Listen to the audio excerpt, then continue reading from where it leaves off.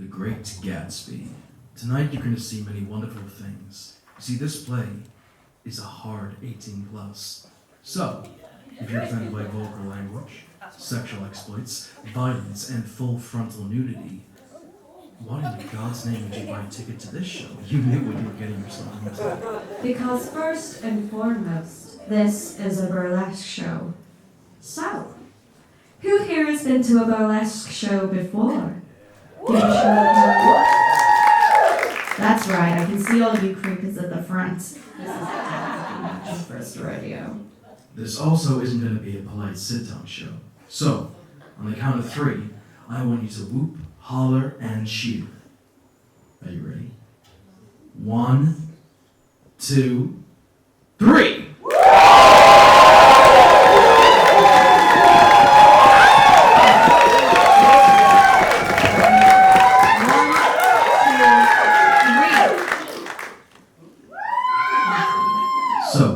When you see a performer show a little bit of skin, or their dancing is drawing you wild, I want you to cheer and shout and clap your hands until you can't feel them anymore. And remember, no touching the performers. Consent is sexy, and equally, if you don't want a performer to interact with you, simply cross your arms to signal to Barkley. So, sit back and relax. And get ready. The greatest night of your life.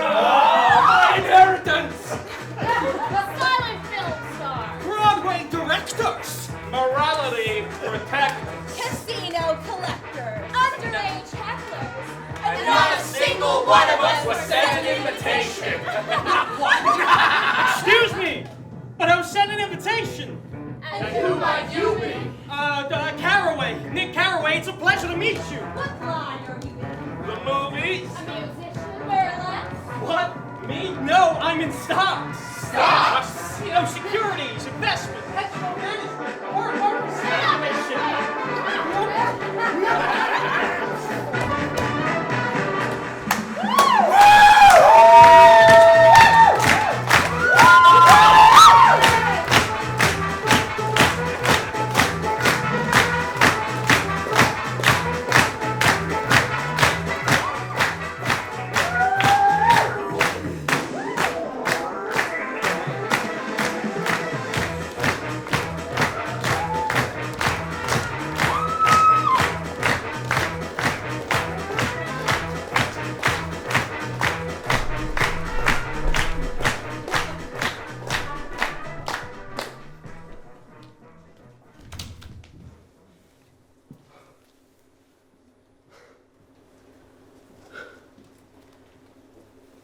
Many years have passed since the summer of 22,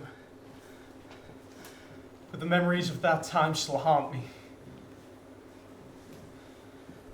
In my younger and more vulnerable years, my father gave me some advice. Always try and see the best in people, he would say. But even I have a limit.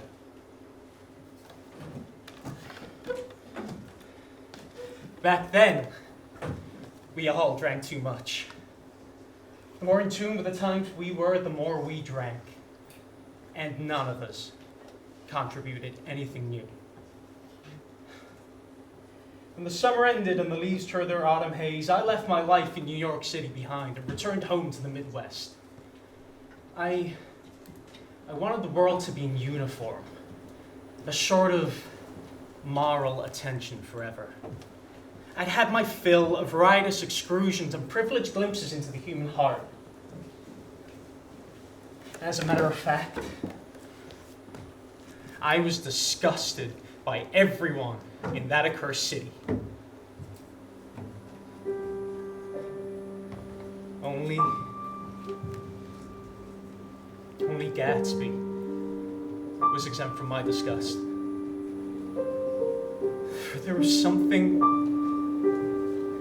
gorgeous about him.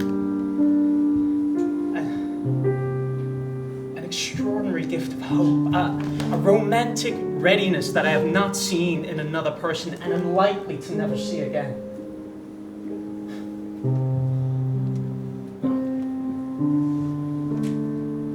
Well, Gatsby turned out all right in the end. But it was those that preyed on him and the foul dust that floated in the wake of his dreams. They are what truly disgust me.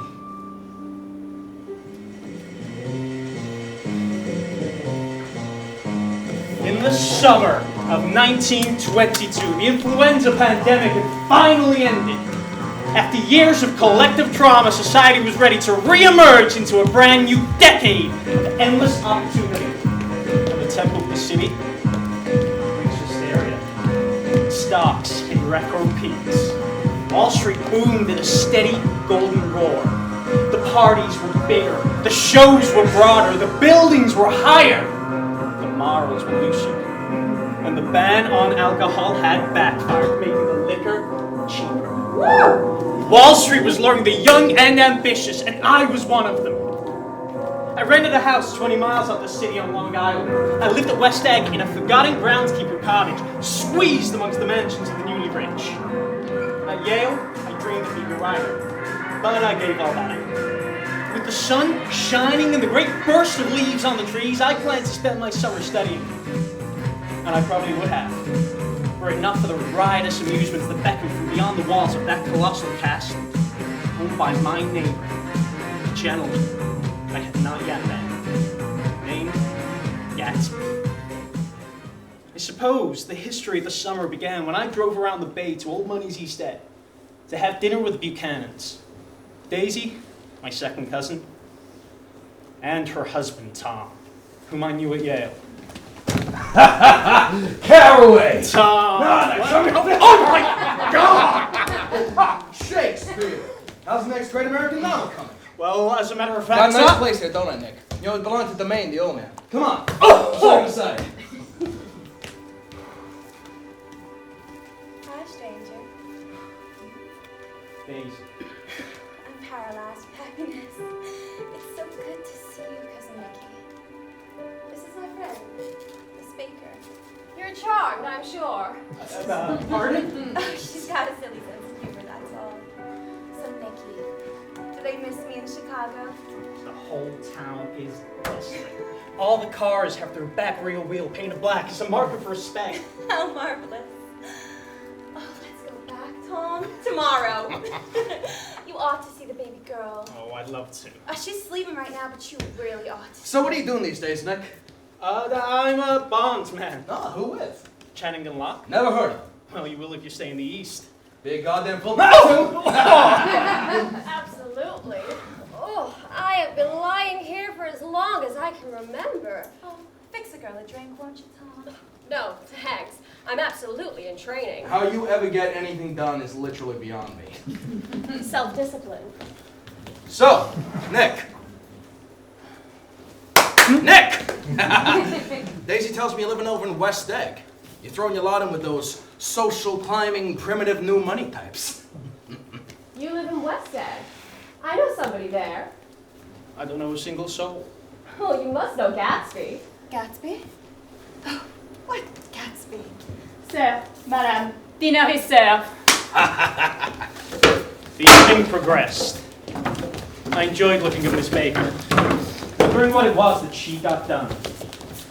I'd seen her picture somewhere before. Tom spoke often and in his gruff, contemptuous tenor, familiar to me from college, where he would wield it as a weapon, even to those that liked him. And there were plenty who hated his guts.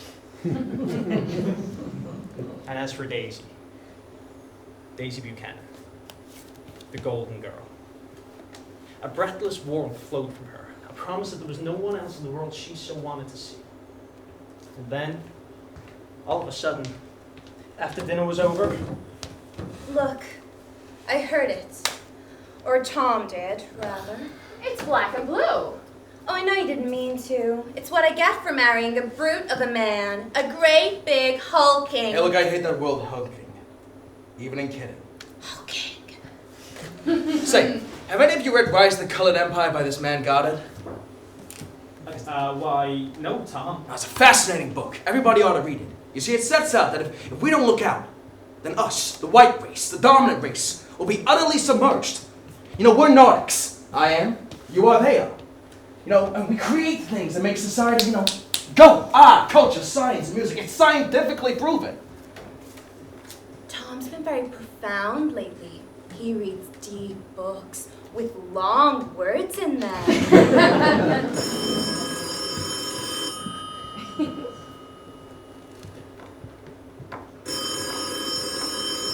Sir, telephone. Yeah, thanks. I can hear it. It's adorable to see you here. It's wonderful to be here. You remind me of a rose. An absolute rose, doesn't he, darling?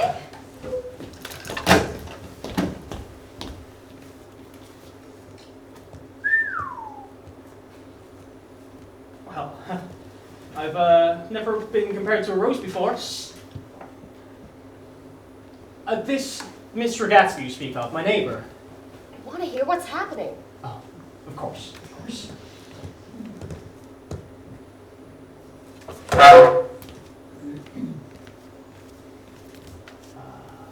Is something happening? Tom's got some woman up in New York. You think she might have the decency not to call during dinner time, wouldn't you say so?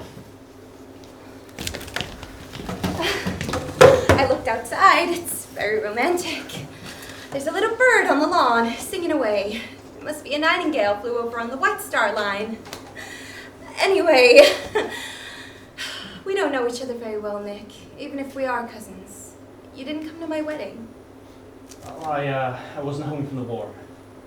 Well, I've been having a very bad time anyway, and I'm very cynical about everything. When my girl was born, do you want to know what I said? Very much. Tom was God knows where with God knows who. I woke up out of the ether feeling utterly abandoned. And when the nurse told me it was a girl, I wept. I'm so glad, I said. And I hope she'll be a fool. Because there's nothing better a girl can be in a world like this than a beautiful little fool. Everything's terrible anyhow. Everyone's saying it. Even the most advanced people. And I know it's true. I've been everywhere, seen everything, done everything. Sophisticated. God, I'm sophisticated. You know what? I got an idea. How about tomorrow, me and you go into the Yale Club for lunch? Catch up with the old Wolfpack. You know what, Tom? I like that. Time for this good girl to go to bed.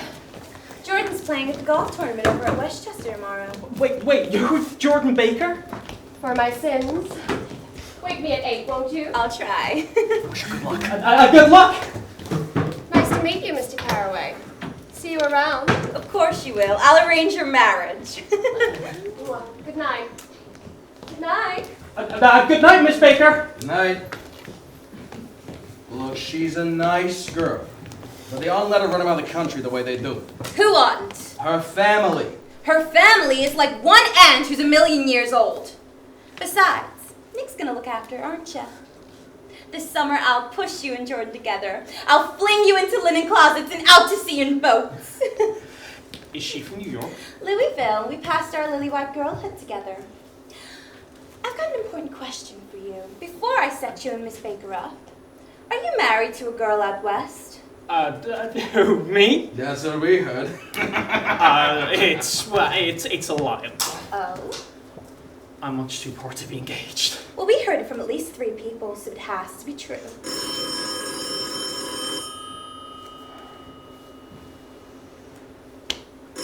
Excuse me. All the bright and precious things fade so fast. Good night, Daisy. The beauty of the night died with each shrill metallic cry of her 5th guest calling Tom away. Their interest rather touched me. Nevertheless, I made my way to the car with a confusion of feelings, among them abhorrence. You see, in my mind's eye, I saw Daisy rush out of the house, child in arms, never to look back. But there were apparently no such thoughts within her head. And as for Tom, the fact that he had a girl in New York was frankly less surprising than that he'd been reading a book. I reached my home on the other side of the bay and sat a while in the yard. The air was full of moonlight and the wind was beating the trees, but I could see that I was not alone. A figure emerged at the end of my neighbor's dock, surveying the heavens. I was about to call him when he reached his arms out towards the dark water. I looked seaward and all I could see was a single green light far away. It must have been the end of a dock. When I looked back, Gatsby had vanished. The following morning, Tom took me into the city under pretense of lunch at the Ale Club. But he took us through a part of the city I'd never seen before. The Valley of Ashes. Just look at that view. God, it makes you sick to your stomach. You know, I will never understand why people choose to live out here in these parts. It was a grotesque place. New York's dumping ground. Halfway between West Egg and the city, where the burnt-out coal that powered that booming golden metropolis was discarded by men who moved dimly, and ever crumbling in the powdery air. This fantastic farm was ever watched by the eyes of Dr. T.J. Eckelberg, a forgotten oculist whose eyes brooded over all like the eyes of God. Come on, I want you to meet my girl. Wilson! How you doing, buddy? How's business? Well, you can't complain. When are you going to sell me that car? Soon, my man's working on it as we speak. Works pretty slow, don't he? Oh, well, if that's the case, maybe I should go someplace else. No, I didn't mean that. I just meant... Get some chairs, why don't you, so somebody can sit down? Sure. Mrs. Wilson? This is, Mr. Carraway. Lovely to meet you. Pleasure. Thanks for riding. I'm in bonds, actually. That's nice. So if you're not here for a gas, what can I get you, Mr. Buchanan? You can help by being useful for once in your life and getting us all some cold drinks. Sure. What can I get to Well, Tom? quit jibber-jabbering and get us some drinks. Has your caveman of a brain not developed any manners yet? It's Mr. Buchanan, don't call him Tom. Of course. Yes. Oh, Tom. Fancy seeing you here today. The way that you hollered at me on the phone the other day, I thought you never wanted to see me again. I want to see you right now. Get on the next train and meet me at the apartment. Oh, and bring your sister. Oh, no. Not for me. For him. She'll like him. No, that's all right. I'm busy. Catherine said to be very good looking by people who want to know. Really, I can't. Hey, do you want to embarrass Myrtle? That's rude. Well, doesn't your husband object? Who, Wilson? No, the dude is so dumb, I don't think he even knows he's alive. He then whisked us both away to the apartment that he kept for her on 158th Street. Tom and Myrtle disappeared into the bedroom, leaving me to greet Hi, Becky McKee. Pleasure. Nick Carraway. I was just going. Hello. Hi. Hi, I'm Catherine. Oh, well, ain't we having a party? Nick Carraway, it's a pleasure, but I really must be going. Oh, what's the matter? Don't you like me? Turtle, this dress looks adorable. Oh, this whole thing? Oh, I put it on when I don't care about what I look like. Myrtle, get us some ice before we all pass out. So, I heard that you live on Long Island, too. I live at West Egg. Really? I was there last month at a party at a man named, Gatsby. Do you know him? I live right next door. They say that he is the cousin of the Kaiser, the evil German king. Don't be stupid. I heard he was a Russian spy. I've heard he killed a man free of charge. Well, whoever he is, he's richer than God. Richer than my bum of a husband, that's for sure. Neither can stand to the married to. Doesn't she like Wilson either? He's a greasy little scumbag. I don't even know why I married him. Oh, neither do I, Myrtle Turtle, but you were mad about him for such a long time. Yeah, you're right. I mean, I was crazy about him once. But he tricked me. You know what? I knew right away I made a mistake. He borrowed someone's best suit once, and then came for it one day. Oh, is that your suit? I said. I gave it to him, and I cried to beat the band all afternoon. Gosh.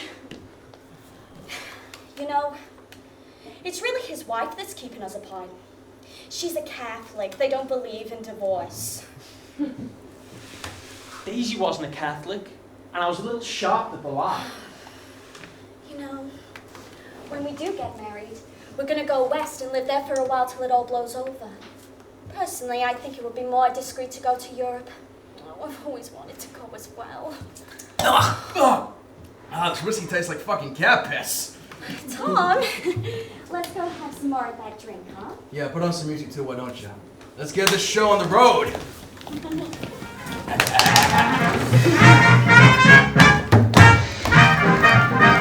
Whoa!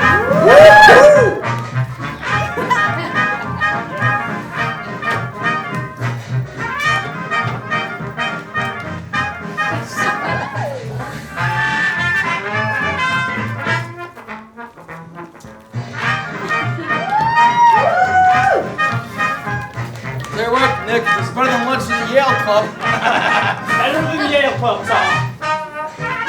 No one can say I don't know how to treat it. You know what, Nick? It's on me. Take your pick. Which one do you want?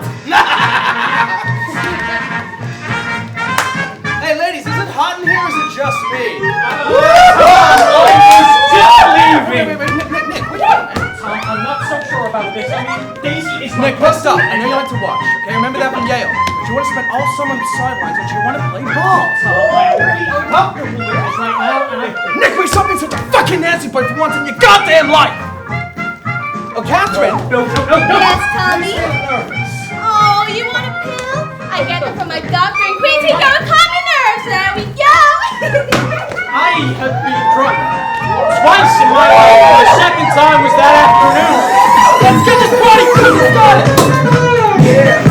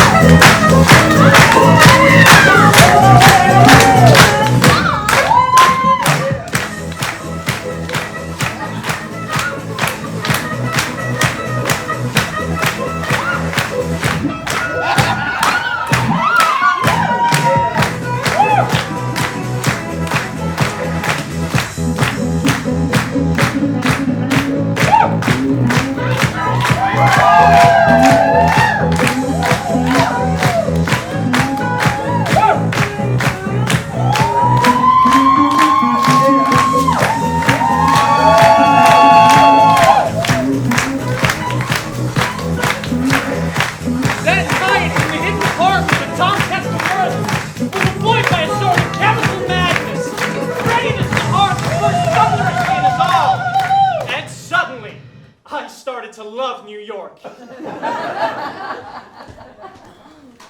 You got no right to say her goddamn name.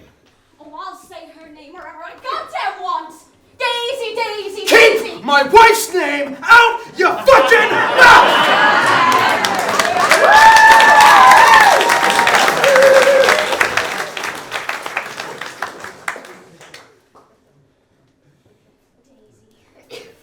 Daisy, Daisy. Myrtle. The fuck are you looking at, Nick?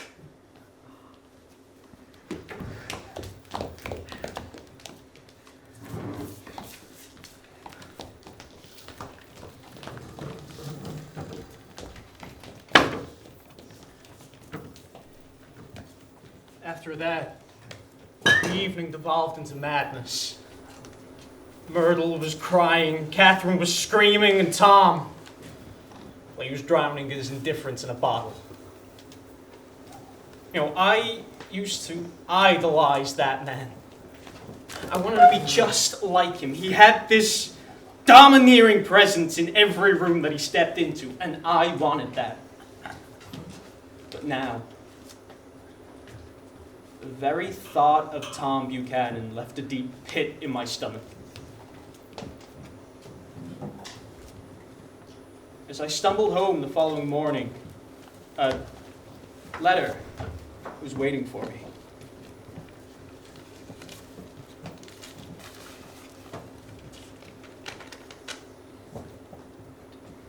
Dear Mr. Carraway, I certainly hope you'll settle into the neighborhood well, and it is my deepest regret that I have not made your acquaintance yet, though the fault is entirely mine. And in order to make it up to you, I wondered if perhaps you might be free this evening for a little party that I'm hosting. Yours sincerely, J. Gatsby. no one except me ever received an actual invitation to Gatsby's. The rest of New York simply turned up.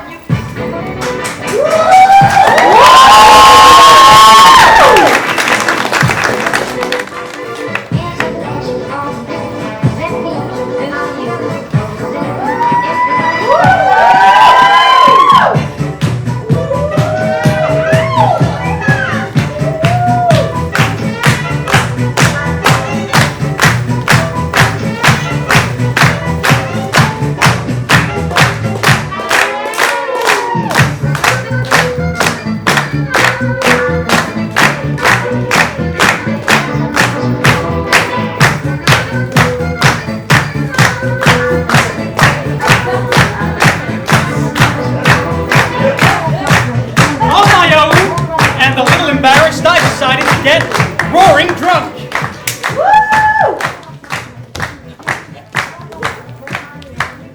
I thought I might find you here. Miss Baker. I remembered you lived next door. It's like an amusement park. Hardly.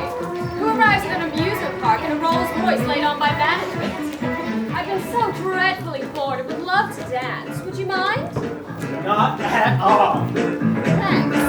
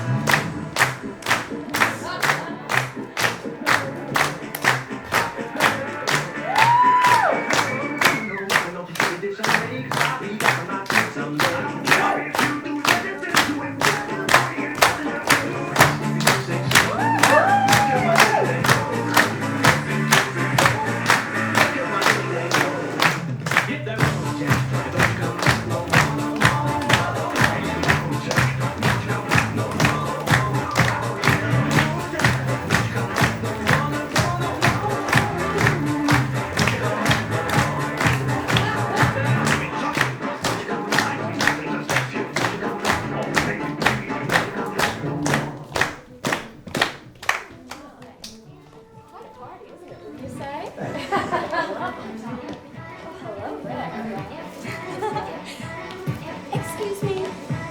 Aren't you Jordan Baker? Possibly. You may not remember me, but we met at a party about a month ago. Oh, of course. You dyed your hair. I love that dress. Isn't it just peachy keen? Someone tore my dress the last time it was here. Mr. Gatsby asked for my dress, and the very next day, this one came brand new, straight from the box. $265. You're lovely, by the way. Excuse me, but who's this? I haven't the first idea.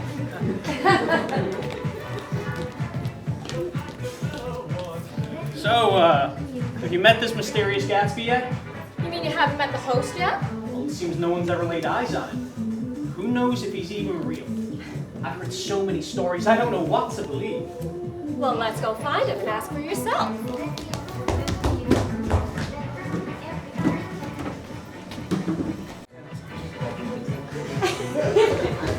Oh! Wow, it seems like no one is here either. Mr. Gatsby! See? No one. No, I'm beginning to believe this is one big conspiracy. Well, Nick, you've cracked the case. For you see, I am the real Gatsby. Wait, really? No, silly. Well, if you're not the great Gatsby, then what did you bring me up here for? Well, let's just hope the real Mr. Gatsby doesn't find out. He won't. Oh! The whole place and everything in it is all part of an elaborate disguise. Gatsby doesn't even exist. Really? I've seen him. You have? Well, I've seen the back of him, but I've definitely seen him. With what? The prince? The spy? Or the murderer? You see, I've been wandering his halls drunk for a week now, and no matter where I go, I don't know anyone who knows anything real about Mr. Gatsby. Well, I don't care. He throws large parties, and I enjoy large parties. Oh, no. They're so intimate. Wait. If that's all true, what's this here for? Oh, that, my dear fellow, is the question.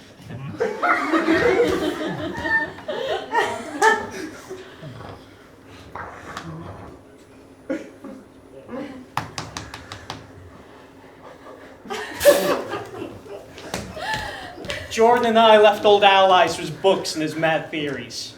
We wanted to get a good spot to watch the fireworks go off at the stroke of midnight over the seafront.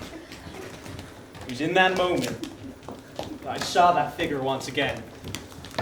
Seemingly sober amongst all the crazed bacchanal revelry. Great party. Your face looks familiar. Weren't you in the 3rd Division during the war? Why, yes, I was the 9th Machine Gun Battalion. Ah, I was the 8th. I thought your face looked familiar. Having a good time, old sport? Oh, the whole thing is incredible. You know, I still haven't met Mr. Gatsby yet. No one's met him. You know, I've heard he's 3rd cousin to the Kaiser and 2nd cousin to the devil. Oh. Well, I'm afraid I haven't been a very good host, old sport. You see, I'm Gatsby.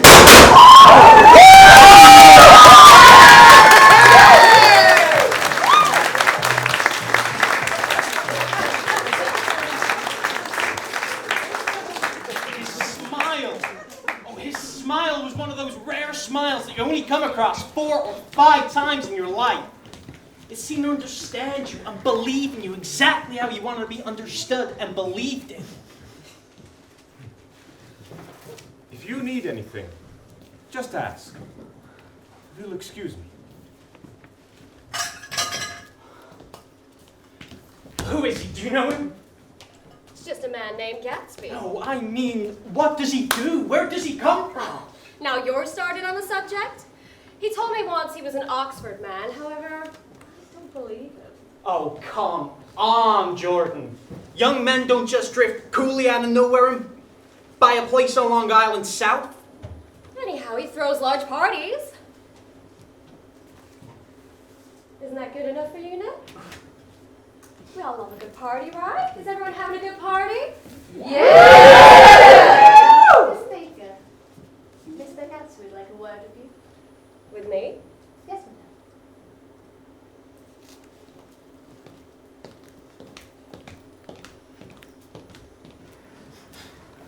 What it is to be famous. You know, as the sun slowly began to creep over the horizon, I thought it was best to leave Gatsby and Jordan to their secret conclave and return home. Then...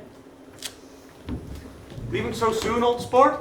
And here I thought I was your ride home. Wait, ride home?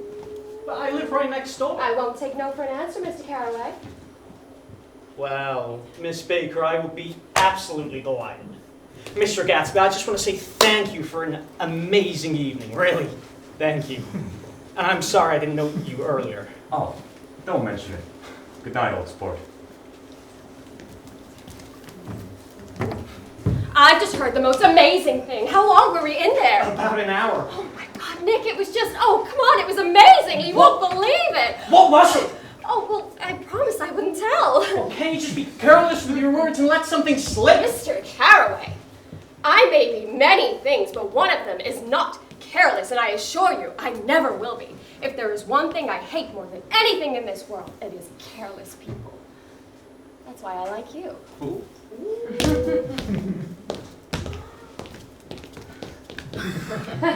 I know!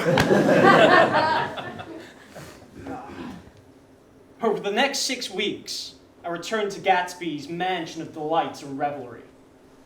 He must have talked about a half a dozen times, and I found, to my disappointment, that he had very little to say. I still knew nothing about who Gatsby was. Until one morning, when I was sleeping off the night before.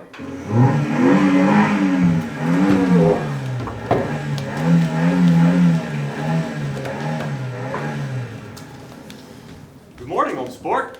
You're having lunch with me today. My treat. And I insist we drive up together. Pardon?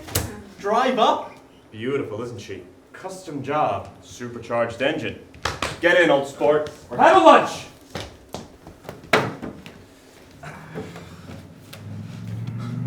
See here, old sport. What's your opinion of me, anyhow? My opinion of you? I'm gonna tell you something about my life. I don't want you thinking I'm just some nobody. I don't want you to get the wrong opinion of me. All these stories you hear going around. Okay. I'm gonna tell you God's truth. I was born to wealthy people in the Middle West. All dead now. I was raised in America, but I was educated at Oxford because all my family were for many years. It's a family tradition. Part of the Midwest. Well, then all my family died, and I came into quite a bit of money. And after that, I lived like a young Raja, living in all the capitals of Europe.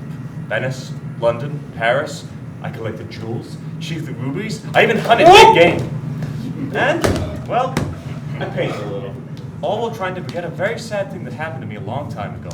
With an effort, I managed to restrain my incredulous laughter. The very phrases he wore, so threadbare, evoked no image than that of a turbaned character who pursued a tiger through the Bois de Boulogne.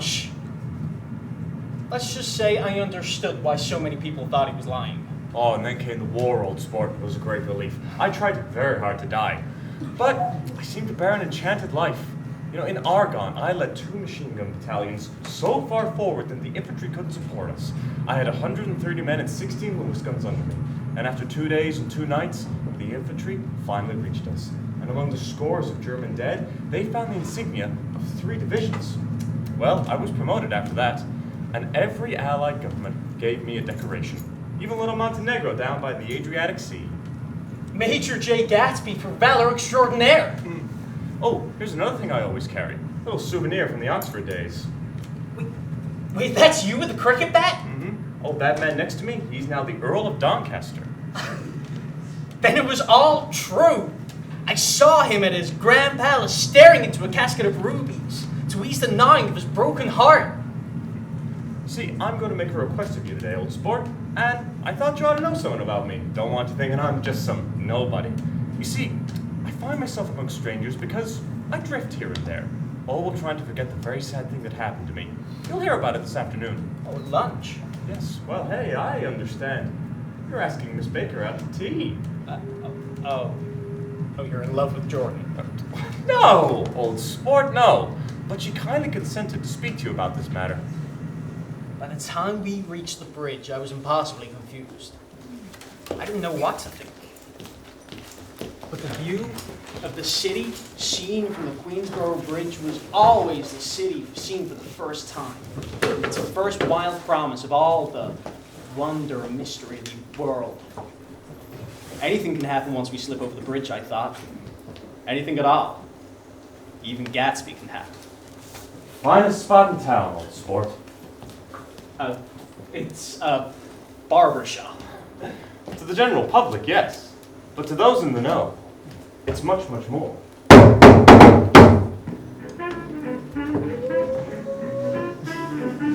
This way, gentlemen.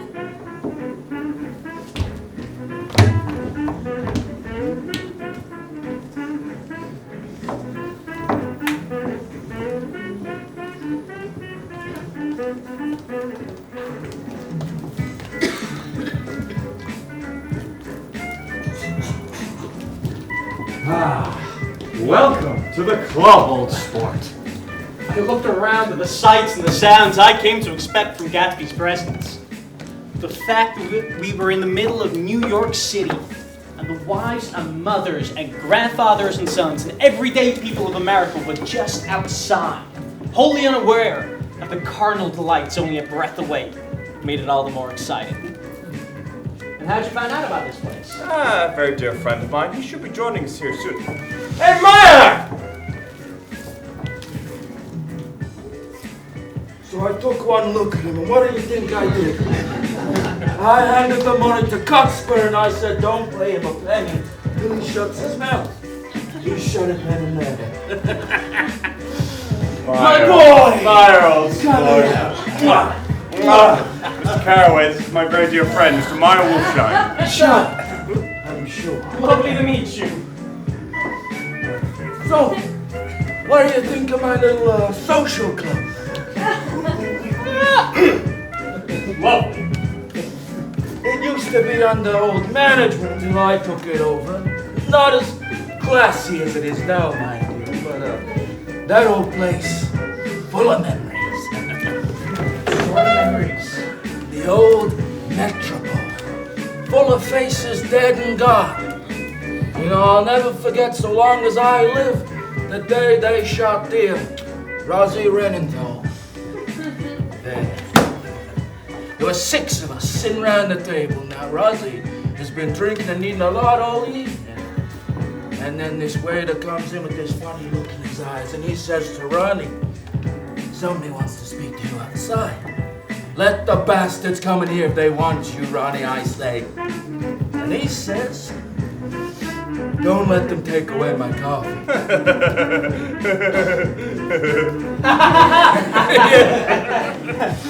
So he goes outside on the sidewalk and, well, they shoot him 3 times in his full belly and drive away.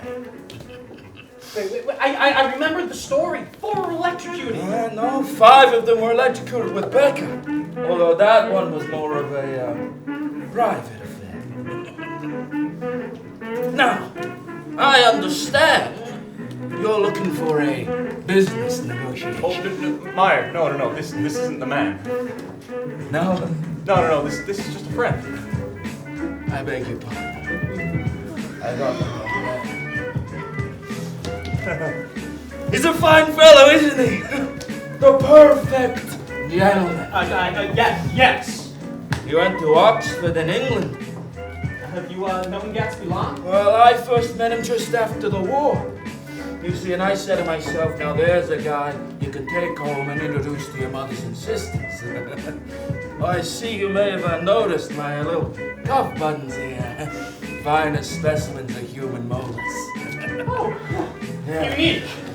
He's very careful, aren't you, Gatsby? Never so much as look at a man's wife. No.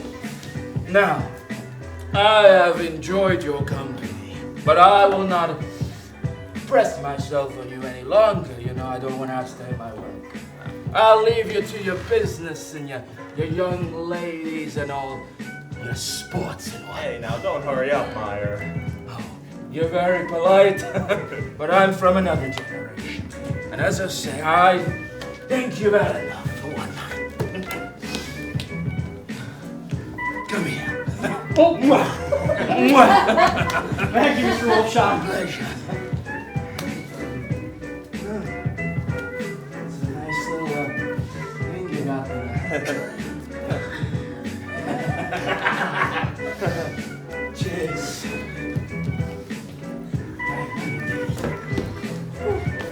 Yeah, Meyer's quite the character down on Broadway. Who is he, anyhow? An actor? Oh, no. A dentist? Meyer Wolfsheim? No. He's a gambler, old sport. He's the man who fixed the 19 series in 1919. He fixed the World Series? How'd he do it? He just saw the opportunity. Why isn't he in prison? Oh, they can't catch him on sport. He's far too clever.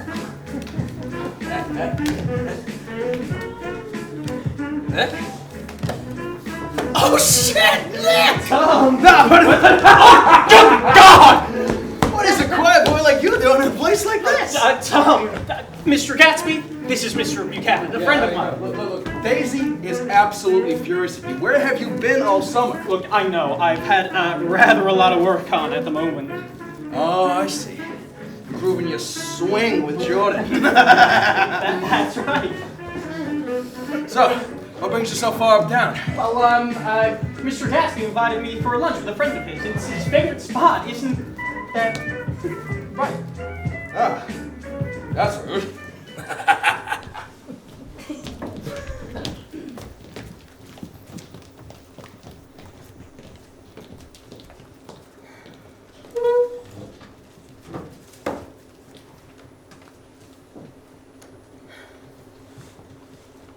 Jordan! What game are you and Gatsby playing at? Nick, please, this is a polite restaurant. No, Gatsby just shows up out of nowhere, picks me up in his fancy yellow car, and he's going on and on and on about his life and the rubies and the war, and I just want to know, what is this big request of Nick, his? he just wants you to invite Daisy to tea! Tea? Daisy, Gatsby, why?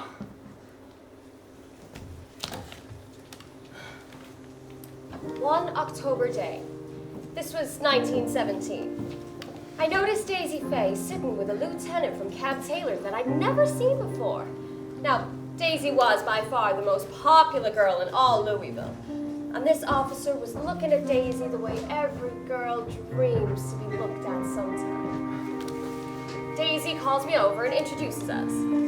By next autumn, she marries one Thomas Buchanan of Chicago with more pomp and circumstance than Louisville has ever seen before.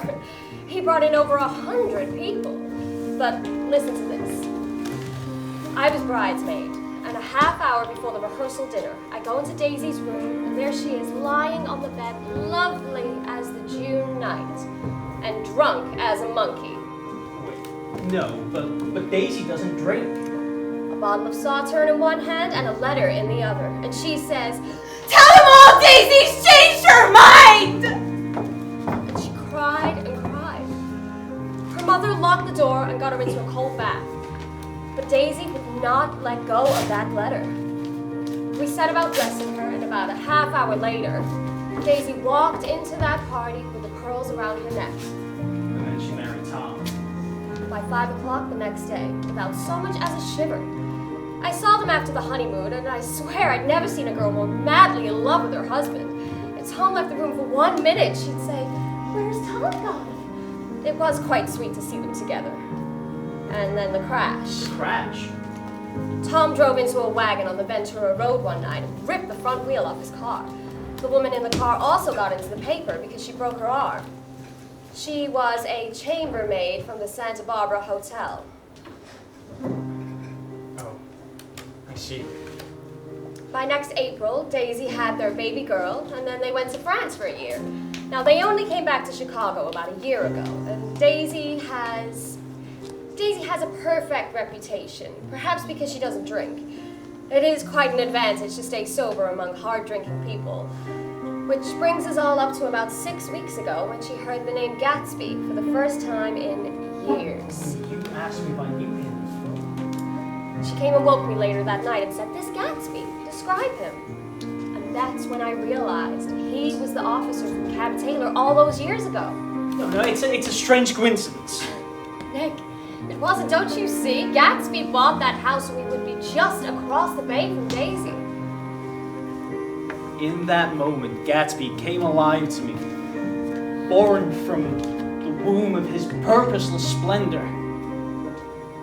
He wants you to invite Daisy to his house one afternoon and then let him come over to yours.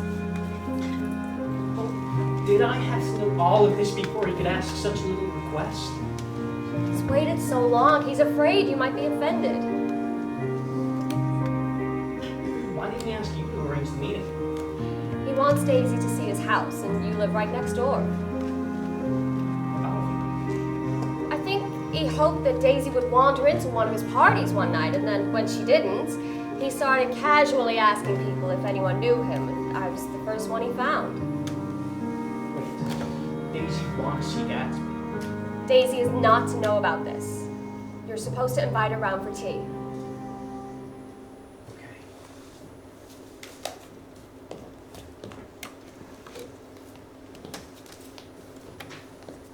I remember feeling torn.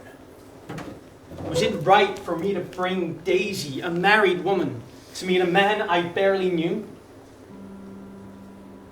I got home that night. Gatsby's was lit tower to cellar, as if for another riotous party. But there wasn't a sound. Gatsby looked like a man frozen in time, trapped in the pain of reminiscing of past memories.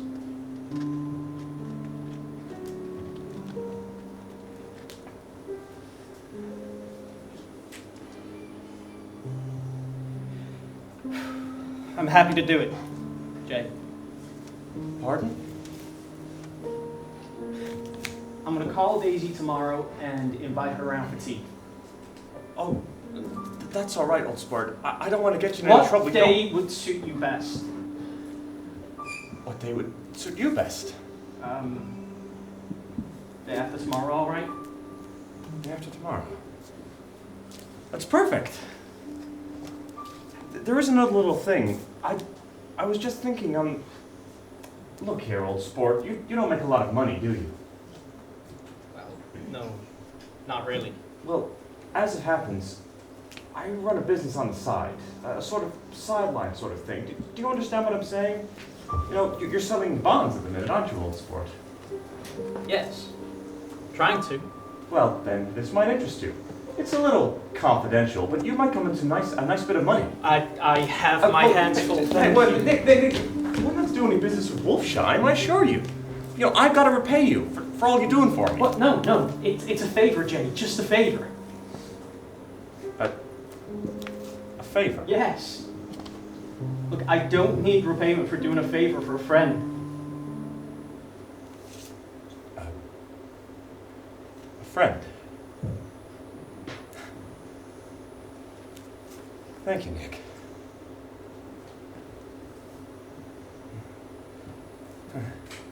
Good night, old sport.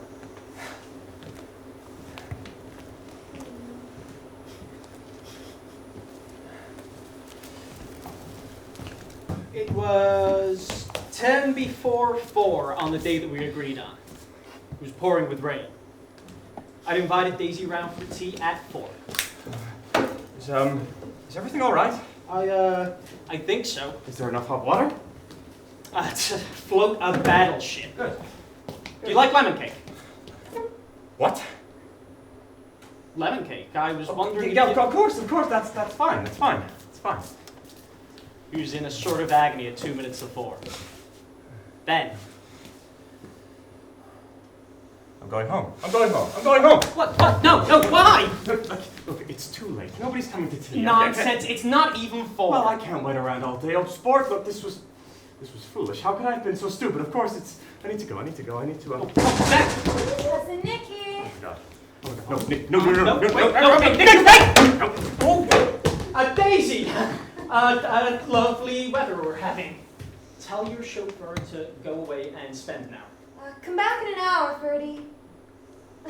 This is absolutely where you live, my dear son. I do apologize. Nonsense. It's charming. Are you in love with me, darling? Why did you have me come alone? That is the secret of Castle Carraway. As a matter of fact, I have a little surprise for you.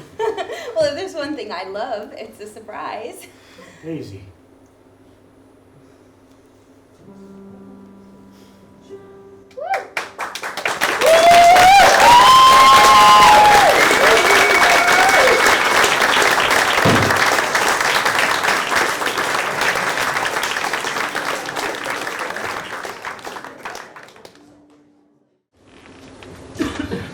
Daisy. Jay. Well, I'm certainly glad to see you again.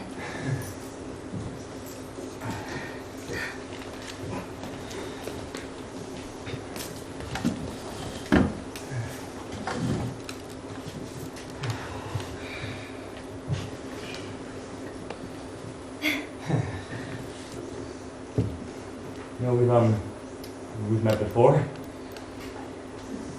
We haven't met for many years. 5 years ago, next November.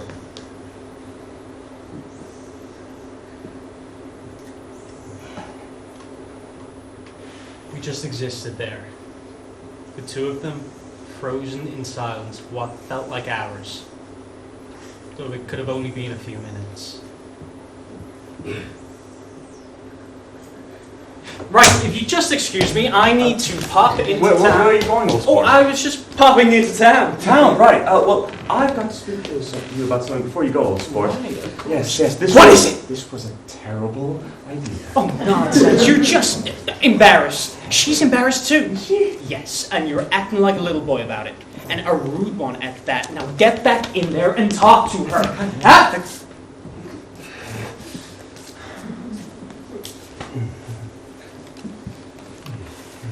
I left through the back door and bolted through the rain for a huge knotted tree in the yard.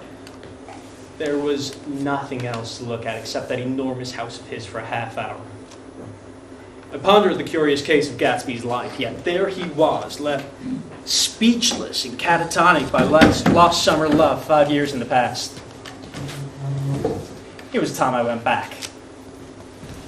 I made every possible noise in the kitchen before bolting through the door, and there they were, just talking to each other. As if all those long-lost years had suddenly faded away and there was nothing left between them but boundless promise of greater things yet to come.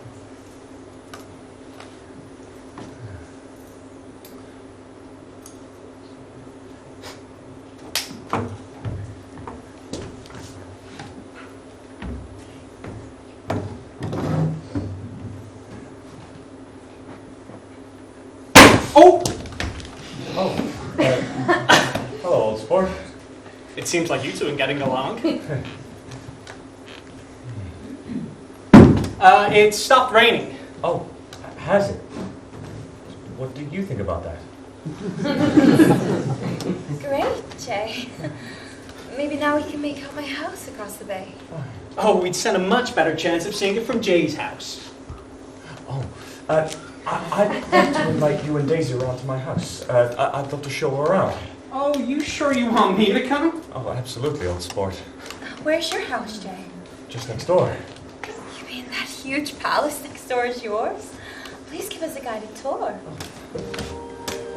He then guided us away from the small path that connected his Elysium to my cottage. Instead, taking us to the magnificent gates that stood as sentinels to his paradise, that seemed to be carved out of a dream. I mean to say, this huge place. Yeah. Do you like it? I love it. How do you live here all alone? I don't. I always keep it full of celebrated and interesting people. You know, she really makes the house look quite splendid. Don't you think, old sport? As we wandered through his palace, the music rooms and the salons, Gatsby gazed at Daisy. Even though he was our guide, he seemed to be seeing each room in a brand new light. As if the very presence of Daisy was the missing piece in the home that he built for himself. That unfulfilled sense of longing had now gone forever. All by the presence of that angel that stepped out of his dream into his reality. They're such beautiful shirts. I've never seen anything like it before. Yes, well, I have a man in England who buys all my clothes for me. He always sends me a collection at the beginning of each season. You know, you've got, we've got Blaine. Jay! Oh, we've also got Egyptian. Oh, a little cotton, flannel, Indian, Jay, stop! anything, all kinds. You'll ruin them!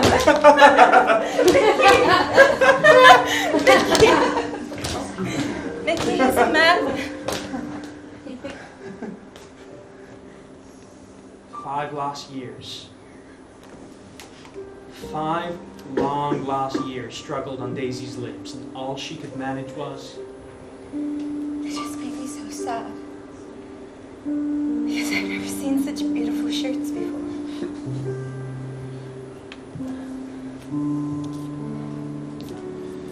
You know, if it wasn't for the mist, you could see your house from across the bay. You always keep a green light lit, burning all night at the end of your dock. Possibly, it had occurred to Gatsby that the colossal significance of that green light had vanished. Now, it was just a green light at the end of the dock. Gatsby's chen of enchanted objects had now diminished by 1.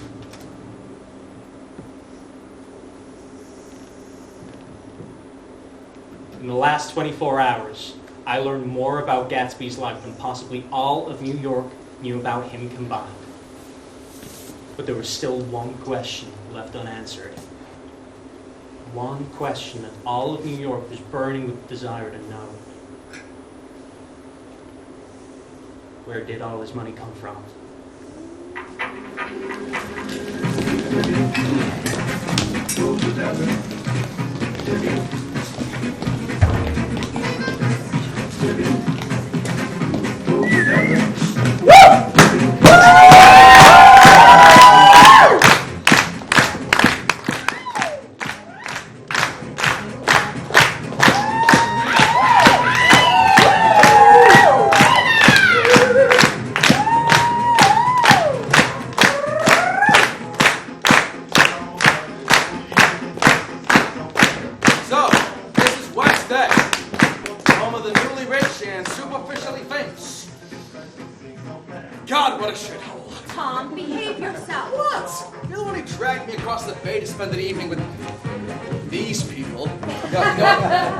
Swindlers and bootleggers. A lot of these newly rich people are actually just filthy bootleggers. Oh, are you looking around then, old sport? Ah, so this must be the great Mr. Gatsby. Tom Buchanan? me and my wife were just talking about you. I am looking around, and I'm already having You must see the faces of many people here you've heard about. Actually, we don't know a single soul. We don't go out very much. Really? Surely you must know that woman over there. Is that Marlene Moon? I adore her. She is here almost every weekend. Gatsby steered us through the crowd, introducing us to everyone as... This is the delightful Mrs. Buchanan. Of course, the wonderful Nick Carraway. Oh, and of course there's Mr. Buchanan, the polo player. Oh, no. I'm not a polo player. I've never seen so many celebrities. I'd rather not be the polo player. Oh, don't be so sensitive, honey. You know, if it's all the same to you, I think I might go get drunk with those beautiful people over there. If you don't mind. Go ahead. And you know what? If you want to take down some dresses, here's my little gold pen. Hey, nice to meet you. This place fucking sucks! Meyer! My boy! Oh, good Come to meet here. you, Meyer. Meyer Wolfsheim, this is the delightful Mrs. Buchanan. An absolute pleasure. If I were 10 years younger. And Mr. Wolfsheim, Nick Carraway, we've met before. I know who you are, Nick. I never forget a face. Or a tooth.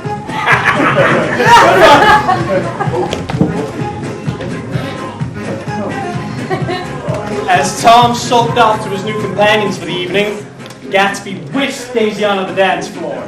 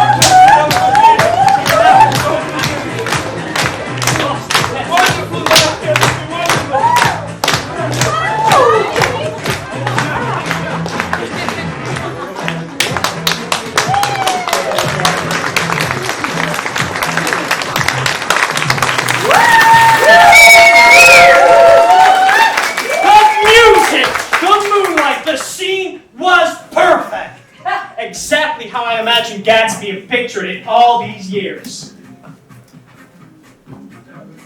But there was something missing. Something felt off about the romantic meeting of two souls. Then I noticed, while Daisy's eyes were filled with love for Gatsby, whenever her glance left his, it was filled with revulsion for those she stared at. Daisy despised West Egg, this place that Broadway had begotten on a walk out of Fisherville. She scanned the crowd for any sign of her life reflected back to her, but she saw none. It was as if the great kaleidoscope of characters that created the tapestry of guests and society that filled these halls didn't entrance her, but disgusted her. As if the very air that she breathed was polluted by others, not her own kind.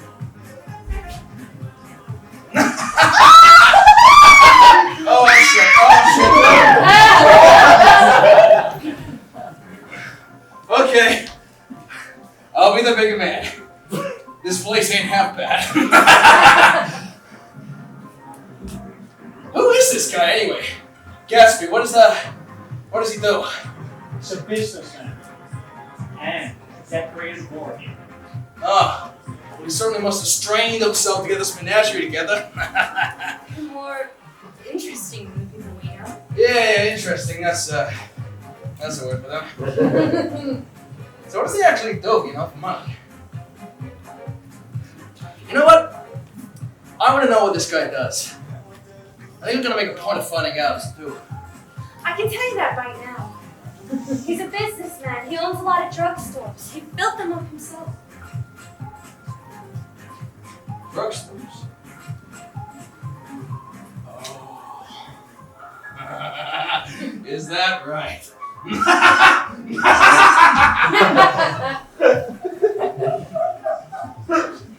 Like the switch of a light, Daisy's eyes wandered towards that green light that acted as a beacon back to her world of elegance, class, and old men. Tom was only too keen to reply to her wish. Good night,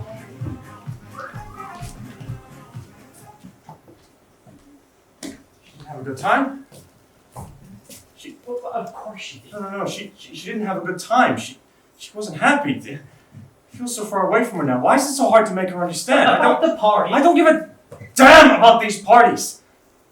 She has to tell Tom that she never loved him. Wait, what? Yes. See, then we're gonna go back to Louisville. We're gonna go back to her parents' house. Daisy and I, we're gonna be married. Start over. It'll be just like it was 5 years ago. I wouldn't ask too much of her. That's too much. I'm sorry. I beg your pardon, old sport. It's so hard to make her understand. It's really difficult to make her understand. Jay! You can repeat the past. Can't repeat the past. Of course you can. He talked a lot about the past. As if he was trying to recover something. He thought that if he could just get back to the start, he would find it again. Some vision of himself that he put into loving Daisy. I might still be a great man. If I could forget that I once lost Daisy. My life, old sport, my life has got to be this way. And if after all I have gained and achieved, I've still lost her, then everything I am is a lie.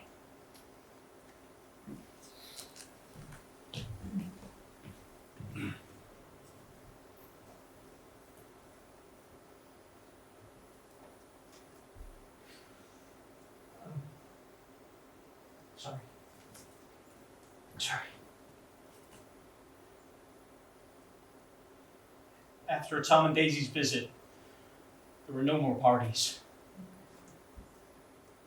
Music had came from my neighbors all summer.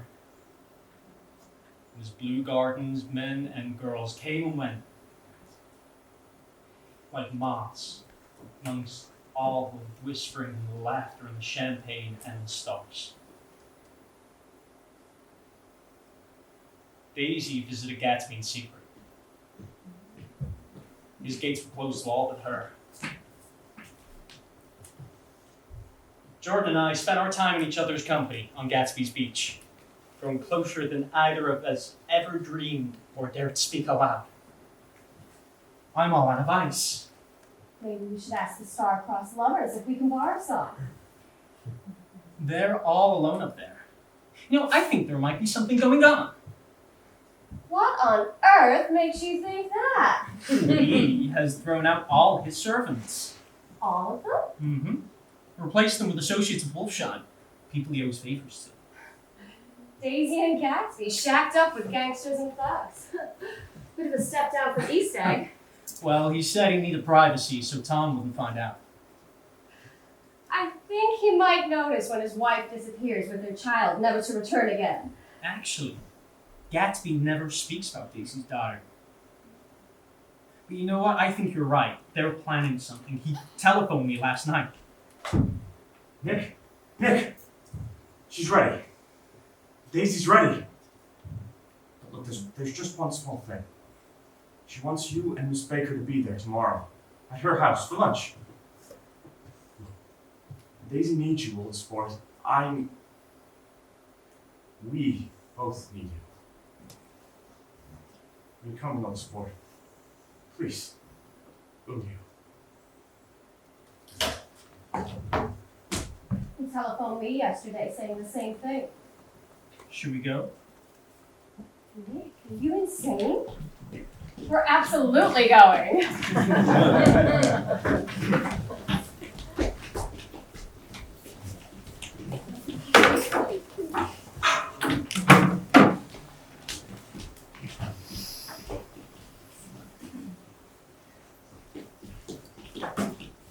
Hello, everyone. Where's Tom? Well, then I wouldn't say the car, will I? I am under no obligation to do so whatsoever. The polo players holding down the receiver. No. I didn't sign anything. I didn't make an agreement with you. There's a rumor that that's Tom's girl on the other line.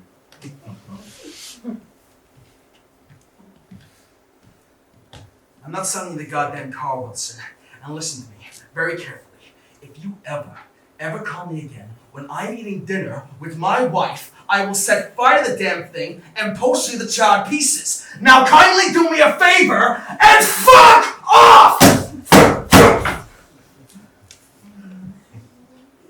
Gatsby, thanks for coming. It was sad to be at a day. It was just sad that it had to be a day when we were drowning in our own sweat. They're saying pretty soon the Earth's going to fall into the sun, or... No, Jordan, it's the opposite. The sun is getting colder every year.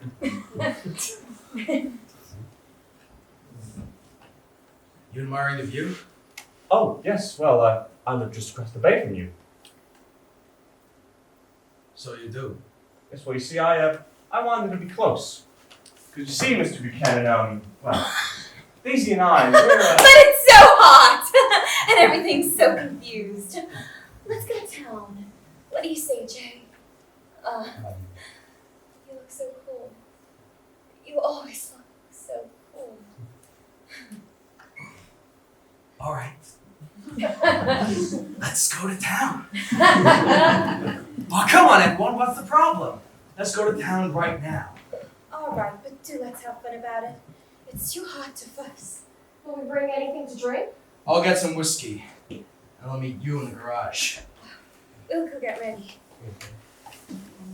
There was something in her voice. Something behind that trustworthy smile. Daisy had told Gatsby she loved him. And Tom had already heard that in her voice. Okay. You take my coupe into town, and I'll take your yellow car. I don't think I have enough gas. Oh, if that's the case, I'll just stop at a drugstore. You know, I hear you can buy anything these days at a drugstore. Isn't that right, Mr. Gas? B. Come on, Daisy. Why don't you take Nick and Jordan, and we'll follow you along in the coupe. Meet you at the plaza. Mint juleps at the plaza.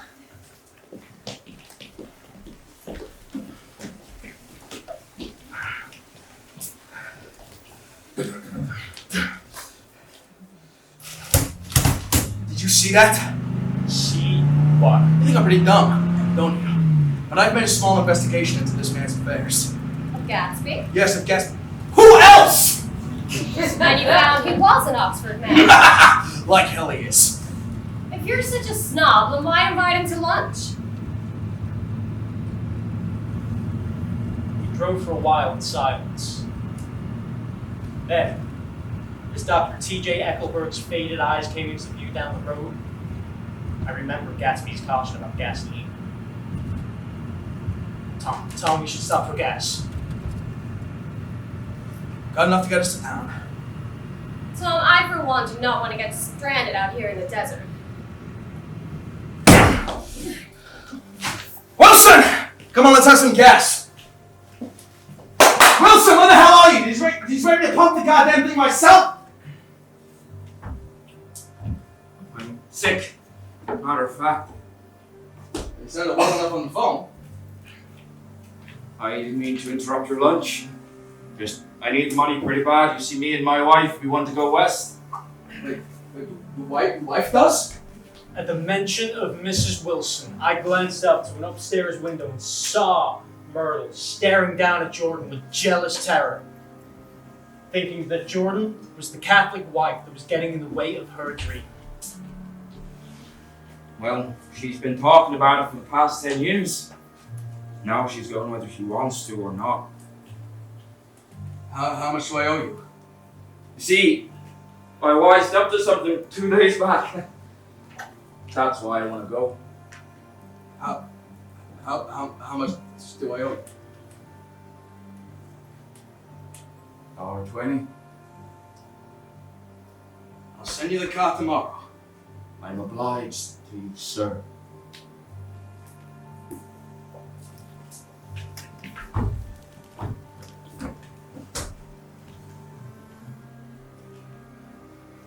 Tom was feeling the hot whips of panic. Until exactly an hour ago, his wife and his mistress were both secure and inviolate. Now we're both slipping from his control.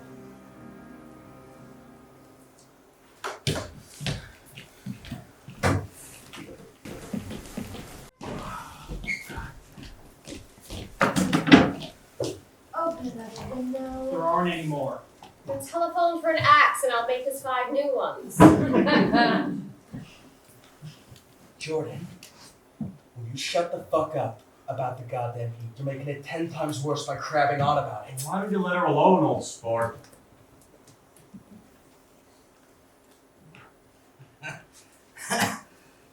That is a great expression of yours. Old sport. Where did you pick it up from? Stay here, Tom. If you're gonna make personal remarks, I won't stay here. Mr. Gatsby, I understand that you're an Oxford man. No, not exactly. Oh, no. I understand that you've been going around telling everybody who will listen that you went to Oxford. Yes, I went there. She's what I'm trying to work out in my head is exactly when you went to Oxford. You want to know when? Well, it was 1919. I mean, I only stayed there for 7 months, which is why I can't exactly call myself an Oxford man.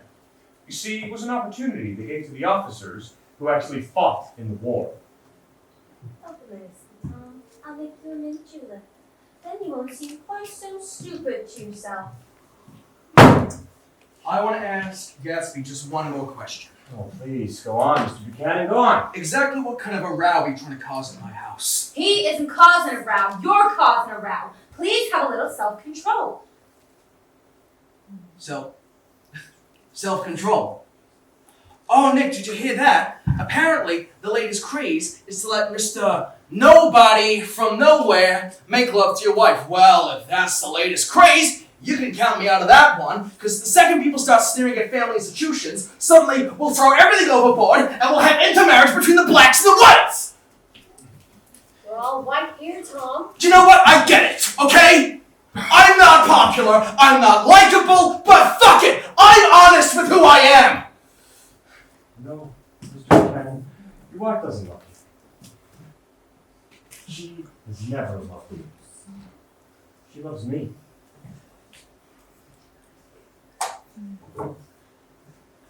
Daisy, what's been going on? I want to hear all about this. You see, Mr. Buchanan, she only married you because I was poor and she was tired of waiting. It was a terrible, terrible mistake. But in her heart, Daisy never loved anyone but me. Nick, we should go. No. It's all right. Daisy and I have nothing to hide. Sit down, Daisy! Daisy, please, sit down. How long has this been happening? It's been going on for 5 years, old sport. 5 years? You've been seeing this man for 5 years? No, not seeing. We couldn't. But we loved each other all this time. And you know what? You didn't know. And I used to laugh so hard to know that you didn't know. Oh. Oh, you're just crazy, that's all! Oh my god! You know what, I can't speak to what happened 5 years ago because, I didn't know Daisy back then. But the rest of that is a goddamn lie. Daisy loved me when she married me, and she loves me now. No, she does. And what's more, I love her too. Okay, so yeah, occasionally I go off on a bit of a spree, make a bit of a fool of myself, don't I? But in my heart, I always love her. Do you know why we left Chicago? I'm shocked he didn't treat you to the story of that little spring! Look, that's all over now. Look, just tell him the truth, Daisy. Tell him the truth. Tell him that you never loved him. And that all this pain, all this, it'll all be over. You just have to tell him the truth. That you never loved him. I never loved him. That's right. Not a Capellini. Not the day I carried you down from the punch bowl just to keep your shoes dry. Daisy. Never? Oh, Daisy. Chair. You want too much. I love you now, isn't that enough? I can't help what's past. Yes, I love Tom, but I loved you too. Loved me too. Oh, buddy. No, even that's a goddamn lie. You didn't even know you were alive. I want to speak to Daisy alone, please. I think she's gotten all excited now. Even alone, I couldn't say I never loved Tom. It wouldn't be true. Of course it wouldn't. As if that mattered to you. Of course it matters to me. And you know what? From now on, I'm gonna take better care of Oh, Daisy. no. You're not taking care of anyone anymore because Daisy's leaving you. Nonsense. I She's not leaving me! And certainly not for some common swindler who had to steal the ring to put it on her finger. Mr. Gatsby, exactly who the hell are you anyway? I've made a small investigation into your affairs. You're one of Meyer Wolfsheim's bunch, aren't you? What about it? You see, him and his Wolfsheim bought up a bunch of loadable drugstores, and they sold bootleg alcohol over the counter. Oh, yeah? Well, what of it then? Oh, but this bootleg stuff is just small change compared to this bond stunt that you got going on now with Wolfsheim. Well, you know what? Your friend, Walter Chase. Oh, he seemed very happy to come into it. You know what? I've been giving that one some thought. How does a respectable banker like Walter Chase find himself up to his eyeballs in debt to a greedy little kike like Meyer Wolfsheim? It's called greed, old sport. That's right! And you've got half of Washington and Wall Street out there swinging your free booze at your fun park every weekend. Also, you and your friends can collect blackmail on them. I am honestly surprised that he hasn't tried to drag you in on it. Wait. He has? No, Nick, did you know? He's got nothing to do with this. Oh, what? With your little blackmail racket? Or him fucking my wife? Daisy, can't you see who this guy is now? He's just a frontman for Meyer Wolfsheim. A gangster to get his claws into respectable people like Walter and like us. The only respectable thing about you, old sport, is your money. That's it. Now I have just as much money as you, and that makes us equals. Oh my God, Gatsby, no. No. We're different. I am, they are, Jeez. We were born different. It's in our DNA, in our blood.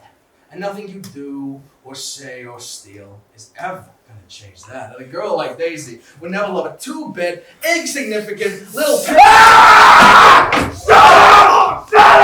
I said shut up! Get on it! Get off me!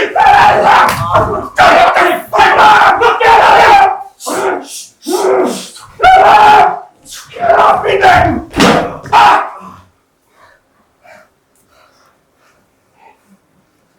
Well, those are some very fine Oxford manners, Gatsby.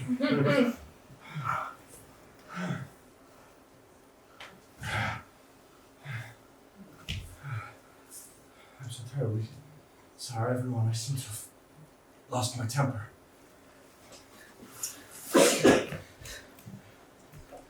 Daisy. Daisy, it's not true. Daisy, please, listen to me. Darling, I'm sorry. I just lost my temper, that's all. None of it's true, Daisy. Please, I'm begging you. Then Look at me. began to talk excessively, denying everything. But with every single word that came out of that man's mouth, Daisy was drawn further and further away, until only the dead dream fought on, trying to touch what was no longer tangible. Please, Tom, I can't stand this anymore. It's okay. I forgive you. Now, you start on home in Gatsby's car. Oh, don't worry. You won't bother me. I think he knows that his little, his flirtation's over now. Please, Daisy!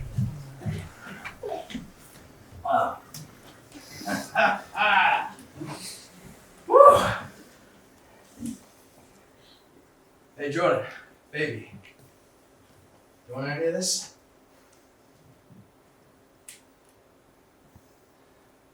Nick.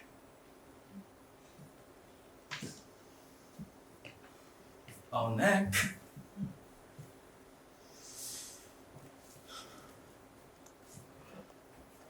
What is it? Do you want any of this? No. It's funny. I just remembered it was my birthday. Oh, well, in that case. Happy birthday, Nick.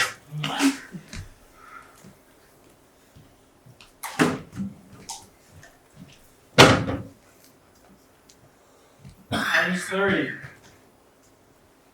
Before me stretched the long, menacing road of a new decade. The promise of a decade of loneliness.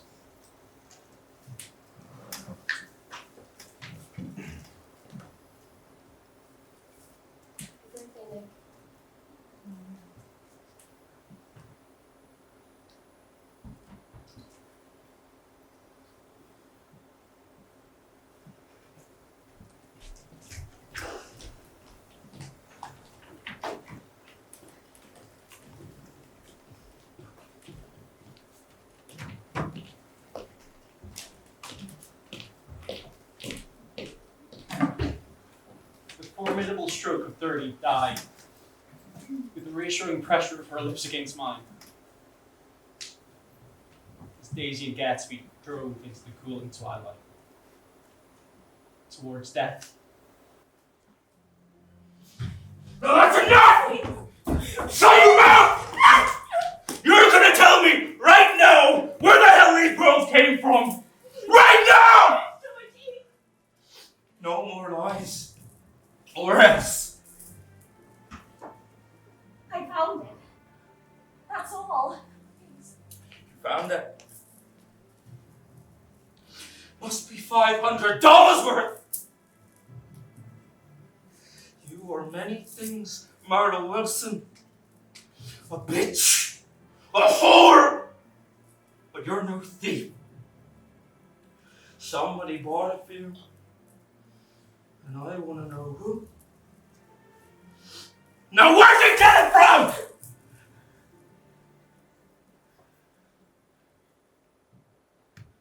Please.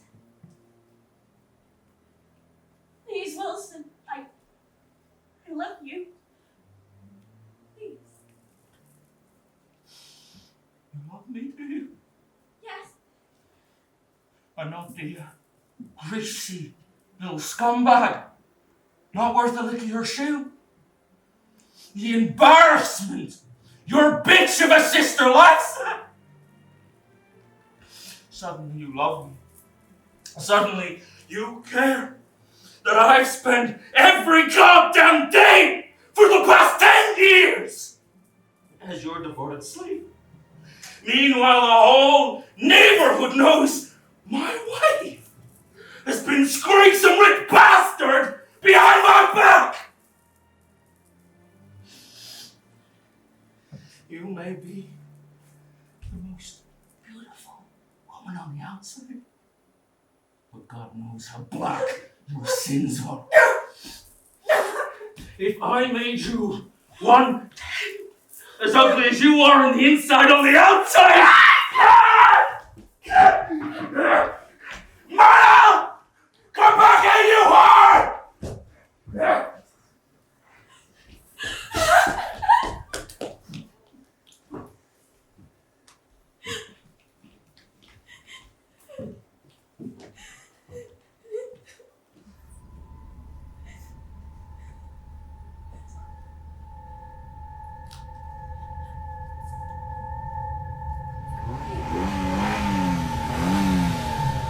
Baby, please help me. Baby, he's gonna kill me.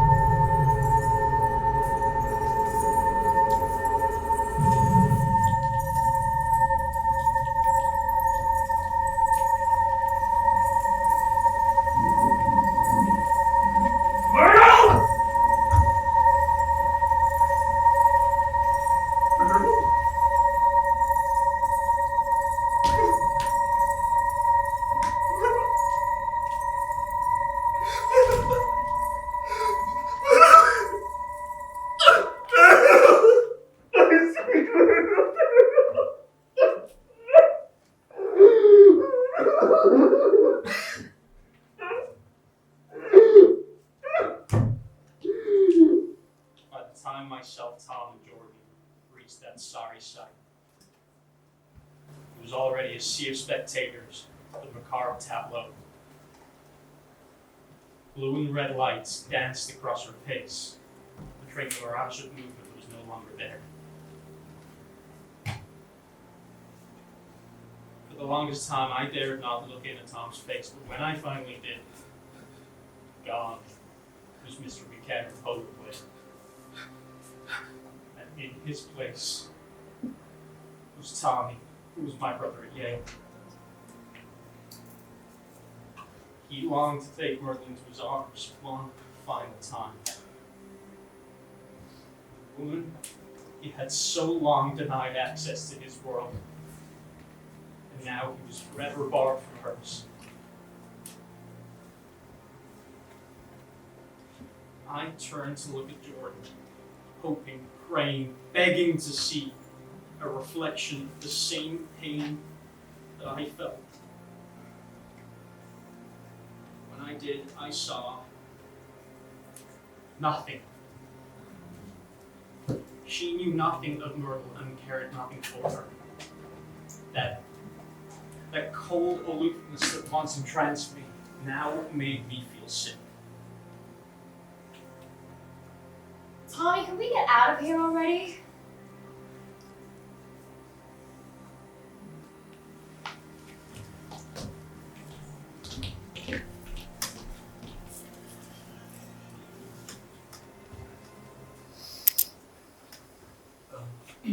Do you wanna come inside? If it's all the same, Tom, I'd rather wait out here. Okay, I'll call your cab. Tom. I'll wait by you. Thanks, Nick.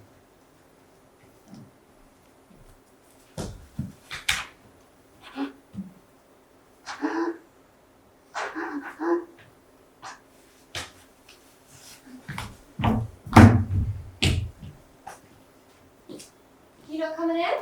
Going home. It's only 9:30. No. I've had enough of everyone. All right. Happy birthday.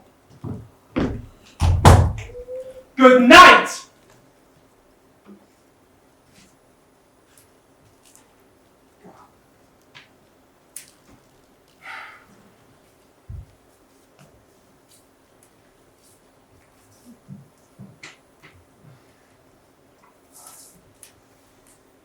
What are you doing? I was just standing here, little sport. Did you see any trouble on the road? We did. Was she killed?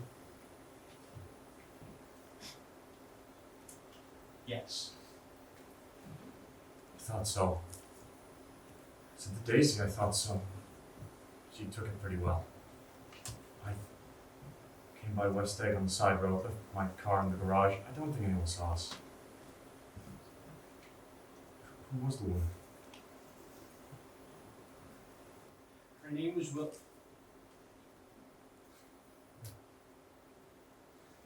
Her name was Myrtle. Her husband owned the garage. Tom knows the man and spoke with him at the scene. And listen, Gatsby, there are witnesses that there was a big yellow car with a brand new... I know. I felt the shock. No, you felt shock! Jay, that poor girl, you didn't even stop the car. You just left her on the side and you drove right on by. She was ripped in half! I tried to grab the wheel. I tried. No. Nick? No. No. Daisy. Daisy was driving the car! I'll say I was, of course. But look, she ran right out in front of us like she knew us, and I think she wanted to talk to us.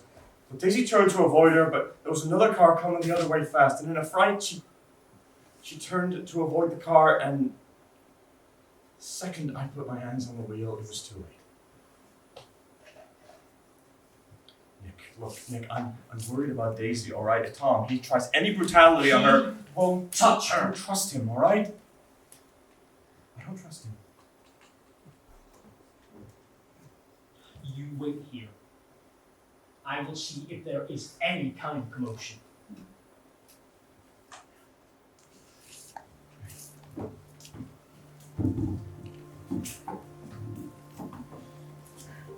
I tiptoed my way around the side of the house until I could see a small rectangle of light. And there they were, sitting at the kitchen table. They looked absolutely intimate. No, anyone would have said they were conspiring together. Psst! It's all quiet up here. It was in that moment, for the first time in my life, I saw behind the smile that Daisy wore like armor.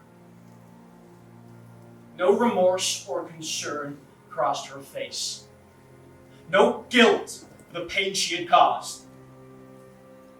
She was drawing no comfort from the cold lines of platitude that Tom issued forth, because she already knew that she had both Tom and Jay wrapped around her finger.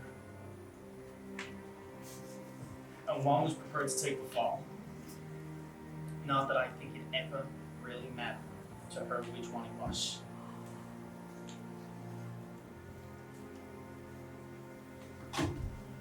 I returned to my home from what I just saw. The revealed secret of who I let into my heart and my home. And as for a puppet, Jay Gatsby, well, he kept his vigil all night long.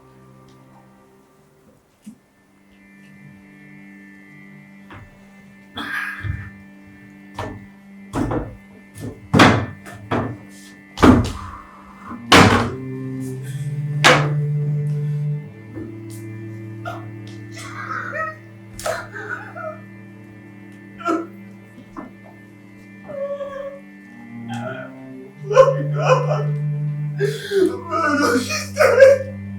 She's gone. Kill her. Who did it? What happened? Bastard! In the yellow car! Does this help you, George? I was much to blame. I beat her. I tried. She clawed my face. She should have killed me too. It's as much as I deserve.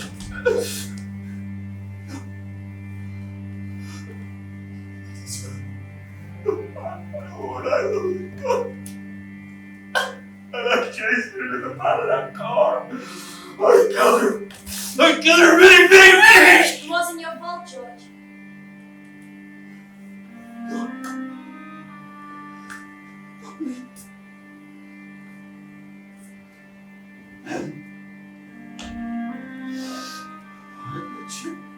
He was the bastard who was squirting behind my back. That's whiskey on her breath. She made one with a broken nose once. She told me I was crazy, that I was an embarrassment. She didn't think I could protect her.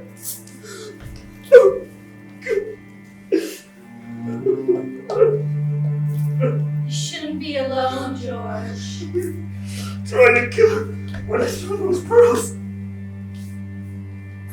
Pride a common horror would take. It was that bastard who gave me those pearls.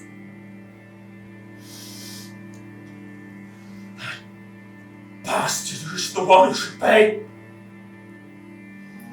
It's his sins God wants me to cleanse. That bastard in the yellow. The yellow. That car. I know that car. And I know the dirty, sinning bastard who would try to get!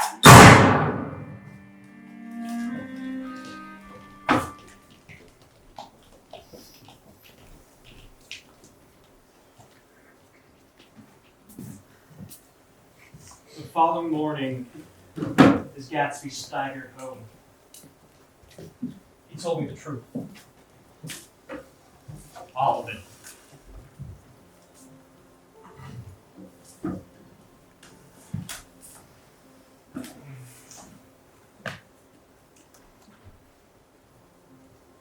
My real name is James Gatz. See, my parents were dirt poor farmers from down south. Though I could never accept them as my real parents, in my mind, I was a son of God, chasing some grand destiny, destined for future glory. I enlisted into the army, and right before they shipped us out, we were introduced to all the well-born girls in the area. And you know, that was the first night I laid eyes on her. Yes. That's right, old sport. Easy. She chose me that night. Me. All I had was my uniform, my smile, and my longing to be in her presence. But she swam past all those well-borns, all those boys we're taught that own the world. She chose me. And that world that I've been longing to be a part of for so long was finally before me, in female form. And it was the most beautiful thing I could have ever imagined. You're in love. Yeah. It's funny how the first girl I ever loved me too. And with each day, I felt more and more guilty.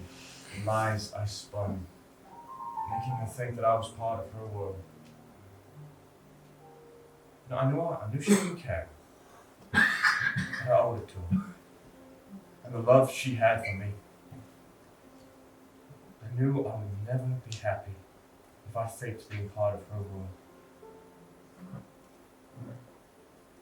When the armistice came, I was frantic to get back to Daisy, but I had to go where I was sent, and so I was sent to Oxford. And in the meantime, Daisy resumed her social life. And then Tom came in here. Yeah. Mr. Buchanan. I'm still convinced she never loved him. Never.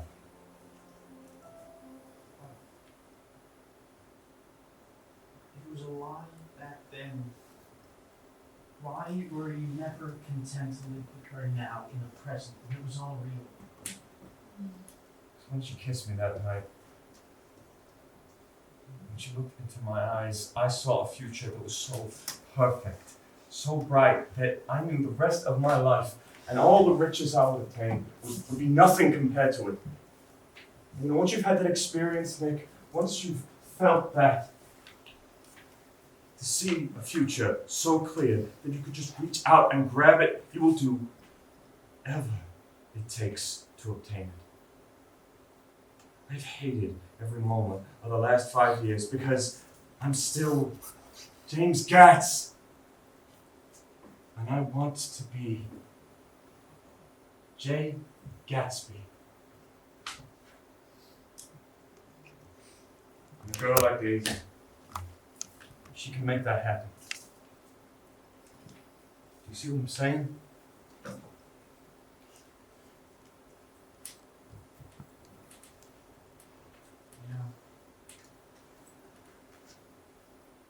I think I finally do.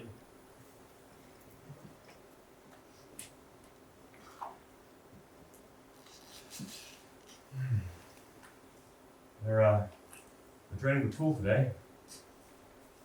No, I don't think I've used it all summer. Yeah, well, a lot of other people did. Fancy a dip? I can. I've got to catch a train. Actually, I'm running late. I really must go. Right, good. Jay, you ought to go away. What? They'll trace your car. Go away. I can't go away, old sport. Look, you know, Daisy's going to call before noon. Okay? She just needs time to think. That's Don't you all. understand? A woman has been killed. Look, Daisy will call before noon, and we'll make plans to go away together. Jay. Look, Jay. Nick! Daisy will call before noon. She just needs time to think. That's all. Okay?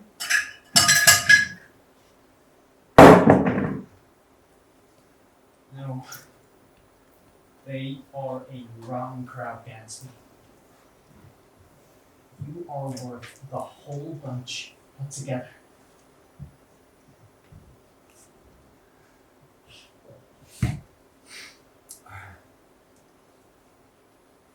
Thank you, Nick. Thank you. Wolf!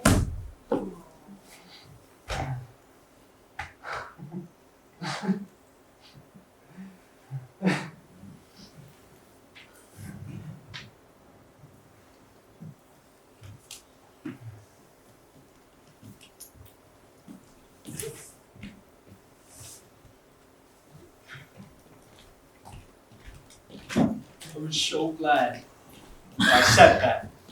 You know, it was the only compliment I ever paid.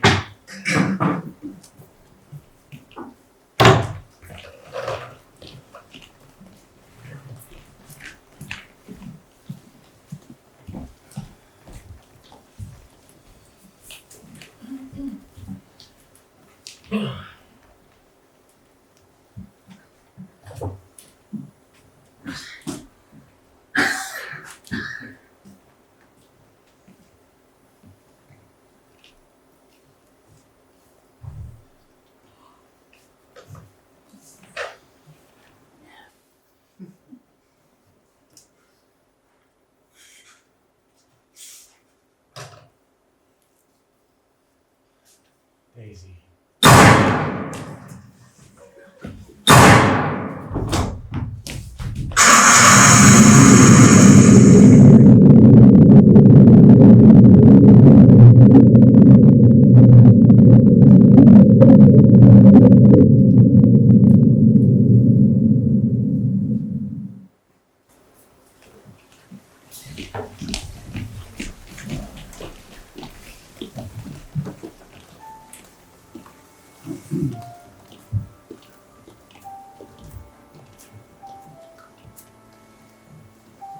After all these years, I still remember the rest of that day.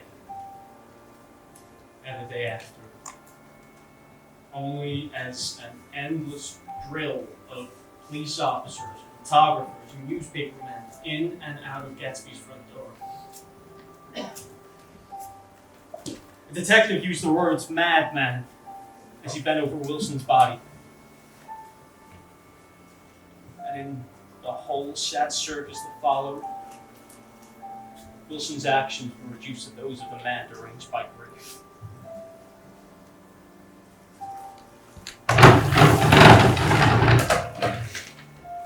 May I speak with Mrs. Buchanan, please? Gone. Would you have any idea when she'll be back? No. Oh, I understand. Thank you. Thank you. Goodbye.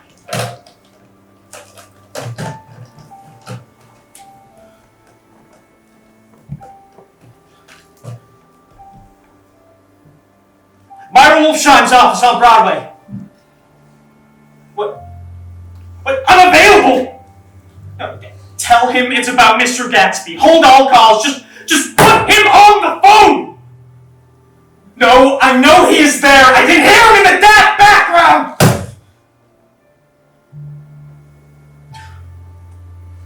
I called, and I wrote, and I implored, but not one of the sparkling hundreds that entertained Gatsby's company all summer attended his funeral. And as for Daisy Buchanan, the golden girl, from her, not even a flower.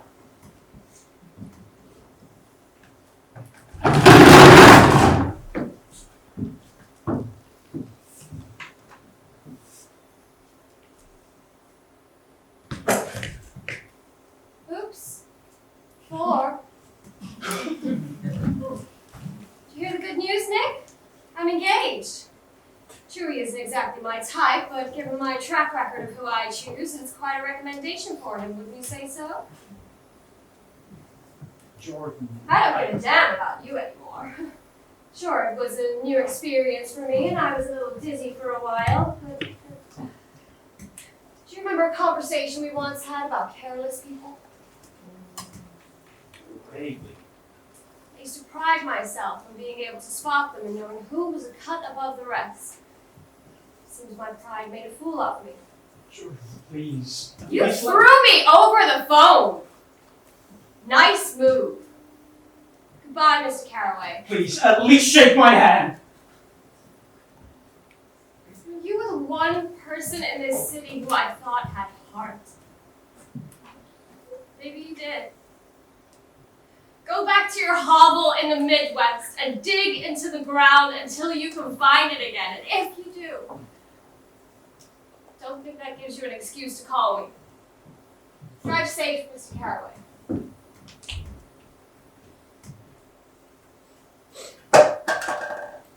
After Gatsby's death, New York was haunted for me. That city, my once golden shimmering mirage, now made me sick.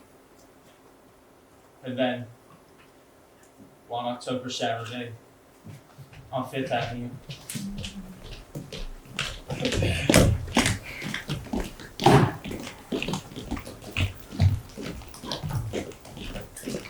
Hey, Carraway! Nick! Nick!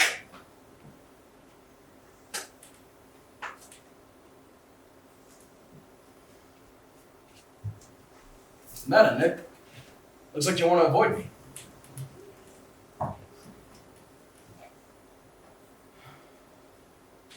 you know what I think of you. Ugh. You're crazy. You know, I've been thinking about something. Something I still can't figure out. How did Wilson know that Gatsby drove that car? Who told him?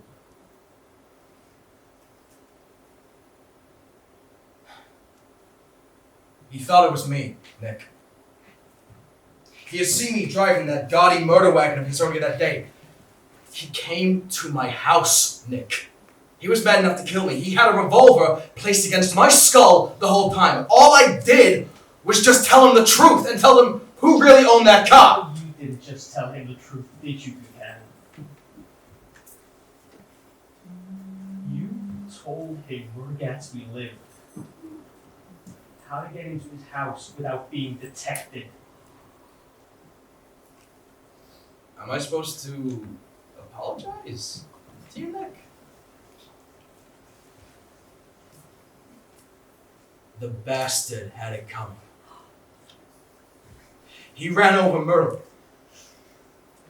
Like you would do a dog in the street, because beneath his fake smile and his tacky parties, he was nothing but a murderer. You know, when I went to give up Myrtle's apartment, I saw her dress lying on the bed, and I cried. So by God, I did.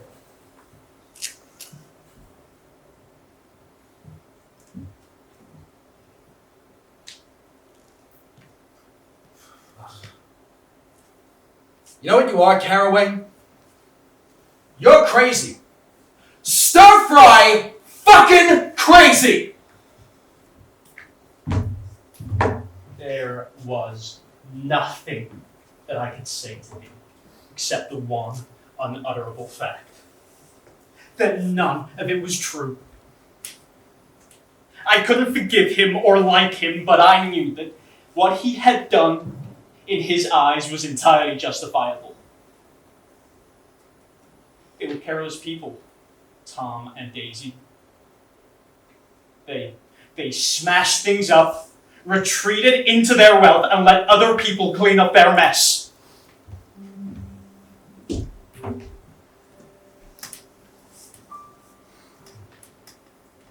On my last night in New York, I returned to that huge, incoherent house of Gatsby for one last time.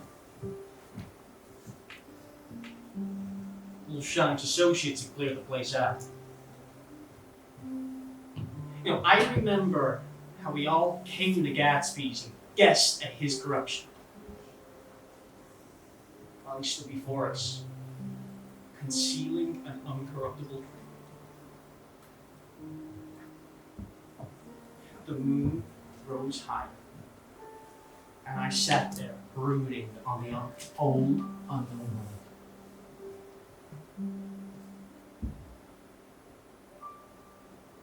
I thought of Gatsby's wonder when he first picked out that green light at the end of Daisy's dock. He had came such a long way that his dreams must have felt so close that he could hardly fail to grasp them. He did not know that dream was already behind him, somewhere in the vast obscurity.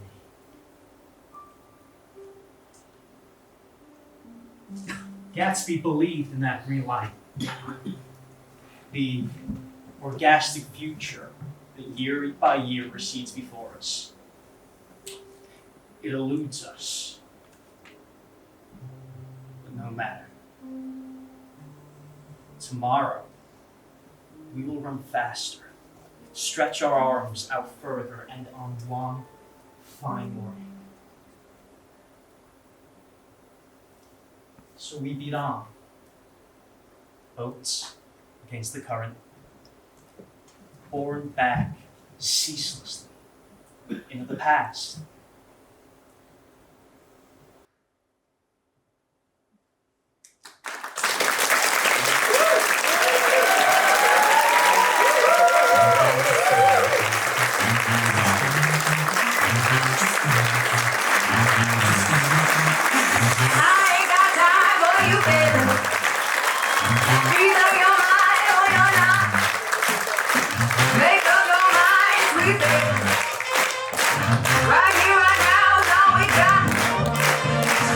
Little boy,